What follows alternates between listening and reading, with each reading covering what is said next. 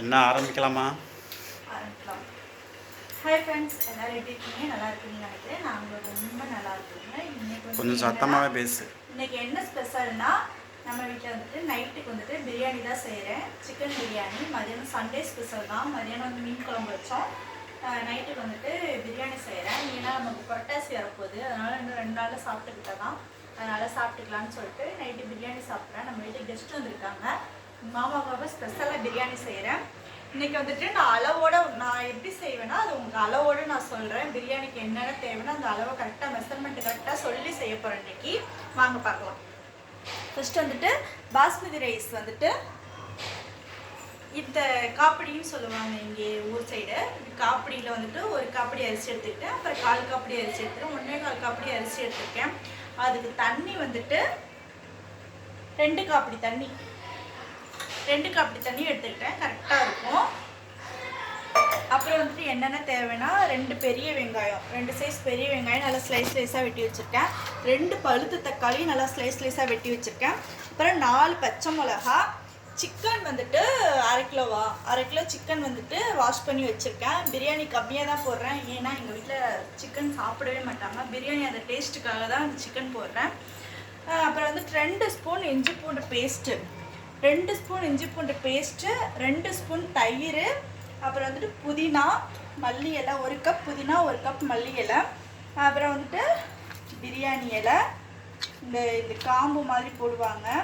இது அன்னாசி பூ, இது வந்து கல்பாசி, கிராம்பு 2, பட்டை 2, சோம்பு 1 ஸ்பூனு, ஏலக்காய் 3, ஒரு 10-15 முந்திரி. இன்றைக்கி முந்திரி போட்டு நம்ம செய்ய போகிறோம். அப்புறம் வந்து ஸ்பைசஸ் பவுடர் என்னென்ன சேர்க்குறேன்னா, வரமிளகாத்தூள் 1 spoon, biryani masala 1 spoon, garam masala 1 spoon, இதுதான் சேர்த்துருக்கேன். கடலை எண்ணெய், நெய், இதுதான் இன்னைக்கு அளவு. இந்த அளவில் செய்யுங்க, பிரியாணி செம்மையாக வேறு லெவலில் இருக்கும். ஏன் யாரும் அளவு கேட்டாங்களா? அளவு கேட்டாங்க, நீ எப்படி செய்வேன்னு கேட்டாங்க. சரி, அளவோடு சொல்லுவோம். சும்மா கண்ணால் போடுறதானே பார்க்குறாங்க. அளவோடு சொன்னோம்னா அவங்களுக்கு கொஞ்சம் யூஸ்ஃபுல்லாக இருக்குமே அப்படின்ற ஒரே காரணத்துக்காக உங்களுக்காக தான் நீங்கள் பிரியாணி செய்கிறேன். இப்போ வந்து குக்கரில் தான் செய்கிறேன். குக்கரில் எப்படி தம் போடலான்றதை நான் சொல்லி காமிக்கிறேன். இப்போ வந்துட்டு குக்கரில் வந்துட்டு அடுப்பத்தை வச்சாச்சு. குக்கர் நல்லா ஹீட் ஆயிடுச்சு. ஃபஸ்ட்டே பற்ற வச்சிட்டேன். எண்ணெய், கடலெண்ணெய்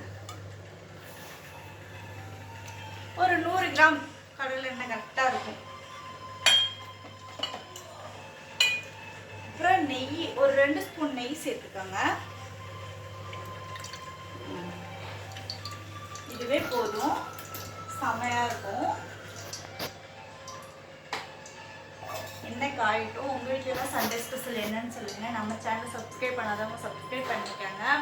இந்த மாதிரி சின்ன சின்ன சேனலுக்கும் சப்போர்ட் பண்ணுங்கள். ஏதாச்சும் ப்ளஸ் ஆர் மைனஸ் எதுவும் இருந்துச்சுன்னா சொல்லுங்கள். இப்போ வந்துட்டு எண்ணெயும் நெய்யும் நல்லா காஞ்சிச்சு. வேர்க்குது. எக்ஸஸ் ஃபேன் ஓடலாம், ஓடி தான் வேர்க்குது. ஃபேன் போட்டால் அடுப்பு எரிய விடாது. அங்கே போட்டால் வரல. வந்துட்டு எண்ணெய் நெய் நல்லா காயட்டும். அதே மாதிரி அரிசி வந்துட்டு அடுப்பு பற்ற வைக்க போகிறேன்ல, அப்போதான் வந்துட்டு இப்போதான் நான் களைஞ்சி தண்ணி ஊற்றி ஊற வச்சுருக்கேன். இதெல்லாம் வதக்கி இந்த தண்ணி கொதித்து நம்ம அரிசி போடுறப்ப பர்ஃபெக்டாக இருக்கும். நீங்கள் அதே மாதிரியே ட்ரை பண்ணி பாருங்கள். தூரமான எடுத்தால் தான் நல்லாயிருக்கு. பக்கத்தில் எடுத்தால் இருட்டடிச்ச மாதிரி இருக்கு. முந்திரி பருப்பு கொஞ்சம் உடச்சி போட்டுக்கலாம், அப்போ தான் எல்லாத்துக்கும் வரும். சேர்த்துட்டு இந்த ஸ்பைசஸ்லாம் சேர்த்துக்கலாம்.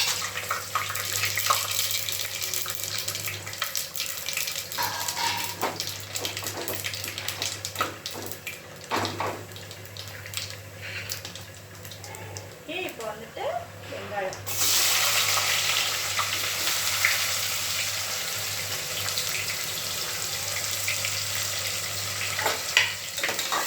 அதே மாதிரி வெங்காயம் வந்துட்டு நல்லா பொன்னிறமாக வதங்கணும். இப்போ இந்த முந்திரி எப்படி இந்த கலர் இருக்கு பார்த்துருக்கீங்களா, இதே கலரில் தான் இந்த வெங்காயமும் வரணும். அப்போ தான் பிரியாணி வந்து டேஸ்ட்டாக நல்லாயிருக்கும்.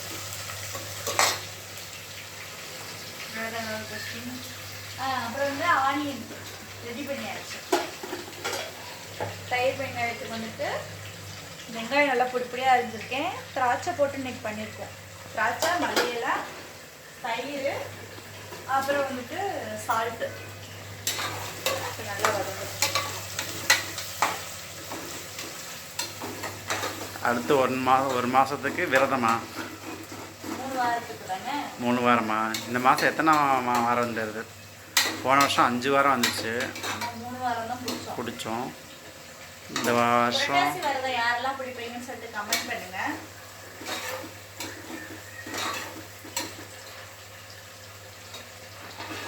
மீன் குழம்பு காலையில் வச்ச மீன் குழம்பு நாளைக்கு நல்லா இருக்கும்.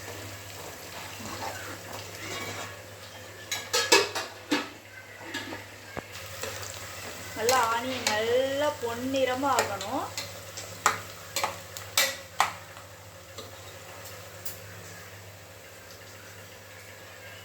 பிரியாணி யாருக்கெல்லாம் பிடிக்கும்னு சொல்லுங்க. எனக்கு ரொம்ப பிடிக்கும். உனக்கு இல்லை, எல்லாத்துக்குமே இப்போ நிறைய பேருக்கு பிரியாணி தான். அப்படிலாம் இல்லை, நிறைய பேர் பார்த்தா மீல்ஸ் தான் சொல்லுவாங்க. அதே மாதிரி வெஜ்ஜு மீல்ஸ், ஃபுல் மீல்ஸும் ரொம்ப பிடிக்கும். பிரியாணி, வெஜ்ஜு ஃபுல் மீல்ஸ், சாப்பாடு, குழம்பு, மட்டன் குழம்பு, சிக்கன் குழம்பு அதெல்லாம் விட பிரியாணி ஃபஸ்ட்டு. அதுக்கப்புறம் வெஜ்ஜில் வந்து ஃபுல் மீல்ஸு.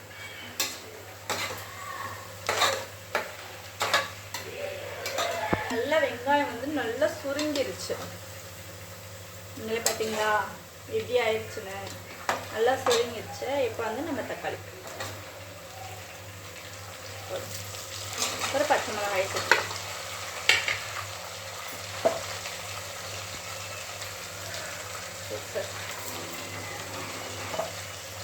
ரொம்ப போட்டோம்னா தக்காளி சாப்பாடு மாதிரி ஆயிடும். நிறைய இஞ்சி பூண்டு பேஸ்ட்டு 2 ஸ்பூனு,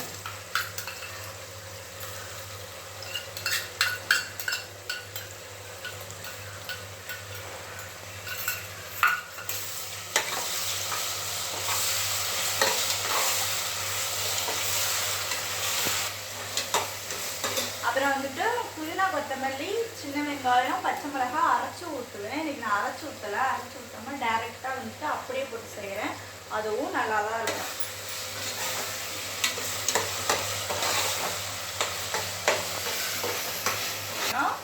இந்த மசாலாலாம் சேர்த்துக்கலாம்.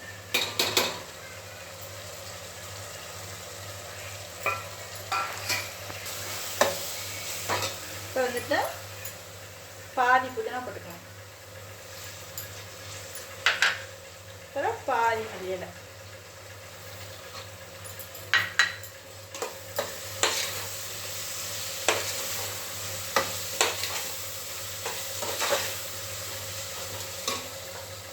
இப்போ வந்து சிக்கன் சேர்த்துக்கலாம்.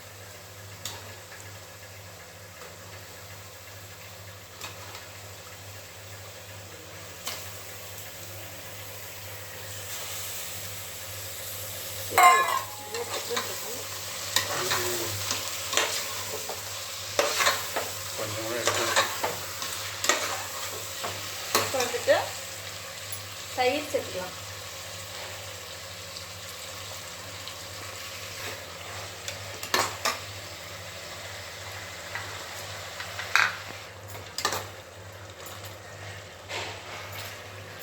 நல்லா தப்பன்னு கொதிக்குதா? லெமன் வந்துட்டு நான் சொல்லாம விட்டேன். 1/2 லெமன்.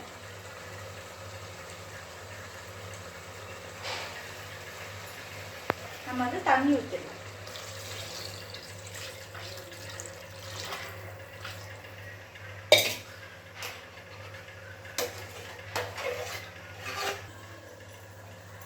வந்து நல்லா கொதிக்குது. இப்போ வந்து நம்ம ரைஸ் போட்டுக்கலாம்.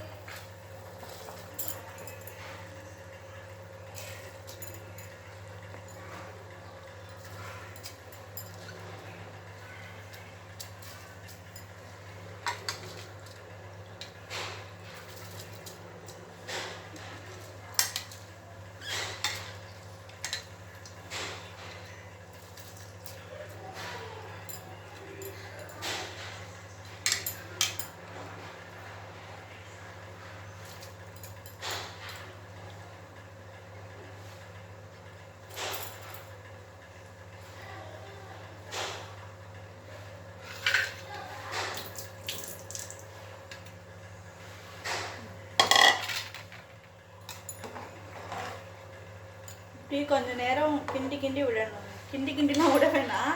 அரிசி போட்டுட்டு இப்படி போட்டுட்டு கொஞ்சம் நேரம் கழிச்சு ஒரு 10 நிமிஷம் கழிச்சு அப்படியே கொதிக்கும். ஒரு மாதிரி திக்காக கொதிக்கும். கொதிக்கிறப்ப மறுபடியும் கிண்டி விடணும். கிண்டி விட்டுட்டு அரிசிக்கும் சாப்பாட்டுக்கும் தண்ணிக்கும் அரிசிக்கும் வந்துட்டு ஒரு கெட்டி பதமாக வரும். அந்த டைம் வந்து தம் போட்டோம்னா செம்மையாக வரும். இருங்க போடுவோம்.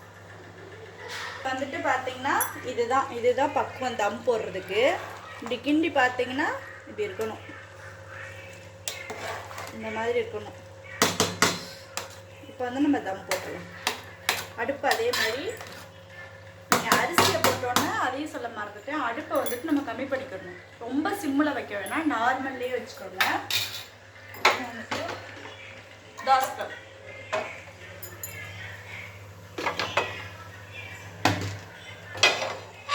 நல்லா ஹீட் ஆகட்டும். இது தம் போகிற தோசைக்கல் என்னடான்னு இப்படி இருக்குன்னு பார்க்காதீங்க. இப்போ வந்துட்டு விசில் எடுத்துடணும். விசில் எடுத்துட்டு க்ளோஸ் பண்ணணும். க்ளோஸ் பண்ணிவிட்டு கரெக்டாக ஒரு 1/4 மணி நேரம் வச்சுன்னா கரெக்டாக இருக்கும். இப்போ வந்துட்டு தோசைக்கல் நல்லா ஹீட் ஆகட்டும். தோசைக்கல் நல்லா ஹீட் ஆனதுக்கப்புறம் அடுப்பை சிம்மில் வச்சிடணும். ஃபுல்லாக வைக்கக்கூடாது. சிம்மில் வச்சுட்டு 1/4 மணி நேரம் ஃபுல் சிம்மில் வச்சிடணும். இப்போ வந்து தோசைக்கல் நல்லா ஹீட் ஆகட்டும். அடுப்பு ஃபுல்லாக இருக்குது. இப்போ தோசைக்கல் நல்லா ஹீட் ஆனதுக்கப்புறம்